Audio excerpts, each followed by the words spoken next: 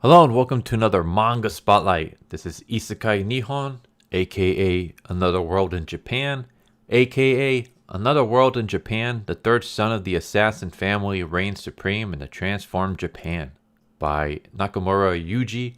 And this is kind of a isekai, but the main character actually doesn't get isekai'd. It's all the other characters that get isekai'd into the main character's world, which is pretty interesting. So, the premise here: as two worlds collide into one, a fateful encounter between the killer hero and the elf princess from another world has led to a great adventure to defeat the even greater evil. And so, we have our main character. His name is Shin. He's a teenager, young adult. I'm not sure if they actually ever say what age he is, but he actually grows up in a family of assassins. And this isn't a fantasy world or anything like that. He lives in our modern present day. Of course, he lives in Japan, though. But his family are a bunch of assassins, and it's just been generations of assassins. And elves and magic and mages and all that stuff, those are just movies and TV shows that he would watch as a kid with his family. They're not real. There is no magic in this world. There's no such things as elves or anything like that. And so he gets raised to be a killer. And this is something that's, like I said, it's been going on in his family for over 300 years. His entire generation of family, generation after generation after generation after generation, they've been killers, they've been assassins, they've been ninjas. This is murder is in their blood.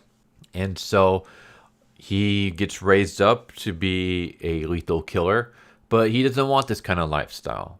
He doesn't want to go around murdering people. He doesn't want to be an assassin. He just wants to live a normal life. So one day he decides to hop in his van and leave. And he's on his own, living his life. He decides to stop by a grocery store to pick up some food.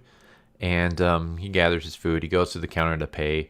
When he looks up and there's a giant orc standing there with a battle axe. And it's a kind of funny image where he's just kind of standing there and the orc's just there looking at him. It's just like, what the hell? And that's when he looks and he notices that the clerk is being brutally murdered by more orcs. And so he rushes away. He jumps in his car and he just speeds off. And he's just like, what the hell is going on? Why are there orcs in this convenience store? Maybe I should call the police. But then what would I even say? Like, yeah, these strange creatures that look like orcs attacked this dude in the convenience store. So he's just like, all right, I'm just gonna keep driving away. I'm just gonna get the hell out of here. The further I can get away from my family, the better. Maybe things will be a lot better once I head closer towards the city and away from Tokyo.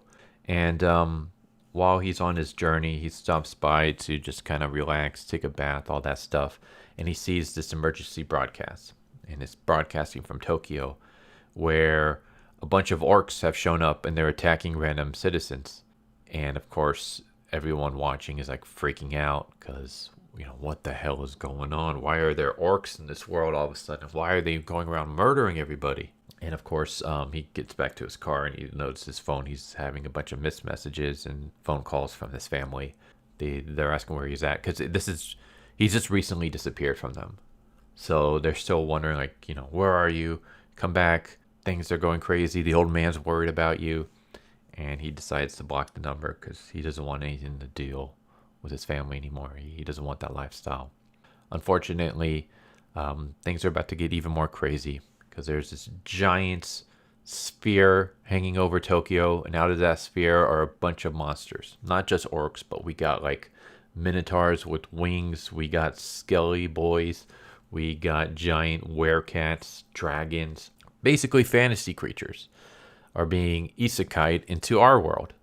And our hero, Shin, decides to go to the opposite side of Japan. And he's just chilling out at the beach, relaxing. It's like, this is kind of the life. This is what I want. Just peace and quiet. No more having to kill people. And that's when he sees this beautiful elf girl with a sword standing near the beach. And he looks at her and it's love at first sight. For him anyways. He just instantly falls in love with this woman. And she tries communicating with him, but she's speaking in Elvish. He has no idea what she's saying. So he's trying to talk to her hey, You know, do you want some breakfast? Like, that's a cool sword. You know, carrying swords is against the law, right? Like, he's just trying to have some kind of conversation with her. Unknowing to him, a bunch of orcs are appearing behind him. And she starts fighting the orcs. And our hero is just kind of using his skills to kind of dodge out of the way. And she just starts slicing through all these orcs when eventually one of the orcs is able to grab her and kind of just holds her up. And, well, anyone who's watched enough anime or read enough manga, you know what orcs like to do to ladies in Japanese media. I don't really need to spell it out for you, but that's what this orc wants to do. Thankfully, he doesn't get anywhere close to doing that. The only thing he gets to do is he kind of licks her armpit before he gets hit by Truck-kun. So she's safe, thank God. Truck-kun hits our orc, and unfortunately, the orc does not get killed by Truck-kun, which begs the question, if the orc did get killed by Truck-kun, what would happen to the orc? Because the orc was already Isekai'd into our world. If you get Isekai'd into another world, and then you get hit by Truck-kun while in that other world, do you just permanently die? Do you get sent back to your world? Do you get sent to another world? What happens to you if you get hit by Truck-kun in another world? And you know what? That just makes me think that would be a really cool series. Just have a series of a guy who keeps getting Isekai'd into different worlds, and every time he's in that world, he's there for a while, and then he dies, and he gets Isekai'd into another world, and it just keeps happening, and he just starts losing his mind because he can't die. Every time he dies, he gets sent to another world, and he has to start all over again, and it just keeps happening over and over and over again. If you want to take that idea and run with it, go for it. Just make sure that you send me a free copy when you're done, because I'd love to read it. But yeah, back to the story. He runs over the orc. The orc is still alive, gets up, but before he can do anything, our hero jumps out of the van and slashes at the orc. And he reveals that he has a dagger that he has stashed in his RV van. And then he goes to the orc and he just mutilates this creature. He slices off its feet. He slices off its arms. So now the orc is just limbless, laying there. And he's just kind of like studying this creature. And he realizes, okay, this creature, like his body structure is similar to humans. So if it's similar to humans, it should be able to die like a human, right? So he goes and he stabs the creature in the eye and impales it. He's like, all right, this creature's got to be dead, right? But the orc is still moving a little bit. It's starting to reform, like its limbs are growing back. And that's when our elf lady jumps with her sword and stabs it in the chest and kills it for good. And so he starts talking to the elf lady. And again, he realizes that she has no idea what he's saying. So he decides, you know what? Since she can't understand me anyways, I'm just going to shoot my shot. And so he confesses, I really like you. I think it was love at first sight. Would you please marry me? And she's like, marry you? Okay. And it turns out that she can actually understand him. And yeah, like her sword flashes a light. It hits our hero. And it turns out that this is the hero's sword. He is now the new owner of the hero sword. And he has formed a contract with not only the sword, but with this elven woman whose name is Ingrid. And she accepts his marriage proposal. And now she's his fiance. They are now engaged to be married. And he's just like, oh my God, I didn't think that would actually work. And she, says, young man from another world.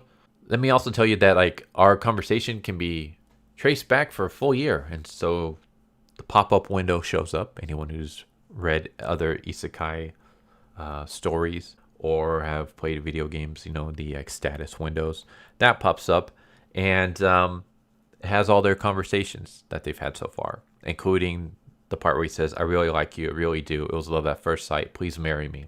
So basically, she can recall any conversation that they've had in perfect detail for up to a year. So yeah, that's going to suck when they have their first fight. But yeah, she accepts the proposal, and she basically says the sword has chosen you. You're now the hero, and I need your help. There's this guy, his name is Errol, and Errol has opened up a portal from my world and has brought all these monsters and demons into your world, and I need to stop him. And since you were chosen, since the sword chose you, and since we're now married, I want you to help me. I need you to take me to Tokyo so we can fight Isekai'd, destroy him, and destroy all the monsters that have been coming into this world. And of course, he accepts this because one, he's in love with Ingrid, so he wants to stand by her side, especially since he's going to marry her. And two, because the sword chose him. But now we have this interesting dynamic where he escaped and left his family because he didn't want this kind of lifestyle. He didn't want to spend his entire life fighting and murdering and killing. He wanted to live a peaceful life, a peaceful, normal life. But now he can't, because now he's married to an elf, or I should say he's engaged to an elf princess who has to stop the Demon King. And so now he's trapped in this adventure where he has to go and fight monsters and just defeat the Demon King. So once again, he has to live a life of fighting and murdering. Only now, instead of murdering people, he's going to be murdering monsters. So again, it's still just like an interesting thing where it's like, he tried to escape this life, but once he thought he was out, it just pulled him back in. And I'm wondering how they're going to treat that, like where they're going to go with that. Hopefully they incorporated a lot moving forward into the series. There's been like just little hints of it in the chapters that have been released so far, but I would like to see more, because I think that would be an interesting dynamic. Like, this is a guy who spent his entire life fighting and murdering people. That's what he was trained for. That's what his family was trained for, and on and on and on. And he leaves. He leaves his family, who treated him well. Like, his family didn't mistreat him or anything like that. It wasn't because they like beat him or anything like that he left. He just left because he didn't want that kind of lifestyle anymore. He was sick of it. But now he's forced to do it. Yeah, I wonder how that's going to play a part into his mindset going, further into the future. That's something to look forward to. I'm not going to spoil like where it goes from there, but I will say that we haven't gone back to Tokyo yet. Right now, we're still on this journey of them getting there. So they're on their way to Tokyo. They have, some adventures along the way where they stop at places to relax and get attacked by orcs and other monsters. And Shin is doing everything he can to try to keep their identity on the down low. So he's not pulling out his holy sword in front of anybody. He has Ingrid use like a spell, an illusionary magic, to hide her ears so she looks like a normal human girl. And they're trying to not have anyone realize who they are, because Isekai'd has a bunch of spies everywhere. And Isekai'd wants to kill Ingrid because it turns out that Ingrid is the princess of the kingdom that Isekai'd is rivaled against. And she's the only one left. Like, her whole family has been killed. So she's the last of the bloodline, and Isekai'd wants her dead. And so, they're trying to keep themselves on the down low. And that's pretty much it. I don't want to, like I said, I don't want to really spoil too much, because I think you should read it, obviously. That's why I'm doing a spotlight for it. But I like it. It's like an interesting take on Isekai, where everyone but our hero gets Isekai'd. Like, rather than our hero getting Isekai into another world, otherworldly characters and creatures and stuff get Isekai'd into his world. And we have a hero who is assertive, and I like the fact that he just immediately confesses. I mean, yeah, he didn't think that she would understand him, but he confesses, and when he realizes that she speaks English, he's embarrassed, but he stands by it. He's like, I meant what I said. He's not a weakling. Like, he was trained to be a killer his entire life. He's trained to be an assassin, so he knows how to fight. I don't mind harems, but sometimes, especially when it comes to isekai, harem is just an excuse to get a bunch of like fan service. It basically turns series into not hentai. Like, is as close to hentai as you can get without being hentai. Sometimes I don't even know how it's not hentai, because it's like, you're showing everything. How is this not a hentai? Well, technically it's not somehow. We're not doing that here. There are no harems. So we get to just actually focus on the relationship between these two characters. And I enjoy that. Yes, I do enjoy my romance stories. Mostly when there's like action or comedy or something in there. I can't just read pure romance. I mean, I can, but it's not really my thing. I love, like, if you got to have romance, throw in some action in there, or make it a comedic slice of life with romance. That's pretty good. But I like the romance here that they're building up. It's not like, oh, okay, we're engaged, so let's have sex. No, it's slowly building up the relationship. So they're together, but we gotta build up till and be comfortable with each other and actually get to know each other before we can go further and things like that. Ingrid is a good character. Like, she doesn't come across as annoying or sassy or bitchy, or she's not a damsel. Like, she knows how to hold her own and stuff. Our hero, like I said, he actually has some balls. He's not like your typical protagonist that's like scared of women and constantly flustered and blushing and can't even look a girl in the eye without freaking out. Like, he actually is okay, but he's not like super Chad ultra. He's just a regular dude in terms of romance. We get another character that gets introduced, who at first I was like, oh god, please don't, this is going to turn into a love triangle, isn't it? But no, he's actually like trying to get the two, like, he knows the two are like engaged, and he's like trying to help it along. He's also from like the other world, and his job is to like safeguard the princess and her family. And so at first he's like, why are you gonna be with this human? But then once he realizes that the human actually knows how to fight and is actually tough and can hold his own and can actually protect the princess and fight alongside her as her equal, then he's like, okay, I'm okay with this. But we have like a scene where they're out camping. The dude is gonna sleep outside. Ingrid's gonna sleep inside the RV, and she asks her fiance Shin, like, why don't you come sleep with me? Not sex, but sleep, in the same bed as me. And he turns to the other guy, and the other guy's like giving him a thumbs up. It reminds me very much of that meme from How to Train Your Dragon. And he's just like, yeah, do it. Like, you got this, buddy. So I was like, all right, that's cool. I like that. I like that there's like this bromance between him and this other guy. Like, I was really like afraid that it was going to be like, oh, this is going to be the guy who hates humans. He's going to be just that annoying dude that tags along, takes everything so seriously. It's going to be like some kind of like love triangle where he's in love with Ingrid, but Ingrid doesn't love him. And he's just kind of there to put a wrench in the relationship between Ingrid and Shin. No, not at all. Nothing like that. He's kind of comedic relief, but he's also serious. Like, he knows how to fight and stuff. And he's also like the wingman for Shin when it comes to Ingrid. So I was like, all right, that's cool. I like that. But yeah, this is great. The artwork is good. I'm going to try to show interior artwork. So hopefully the channel doesn't get striked. So if you're watching this and there is no artwork, it's because I uploaded it and probably got a strike, and now I'm re-uploading it without the interior. But yeah, hopefully you can see the interior artwork. The artwork is really good. The fight scenes are really good. I like the characters. The characters are well written. They're not annoying. They're not cliche. And yeah, I like the relationship. And just everything so far has been pretty good. So go check it out. There you go. There's Isekai Nihon, aka Another World in Japan, aka Another World in Japan. The third son of the assassin family reigns supreme in a transformed Japan. Really long title, but it's good. I liked it.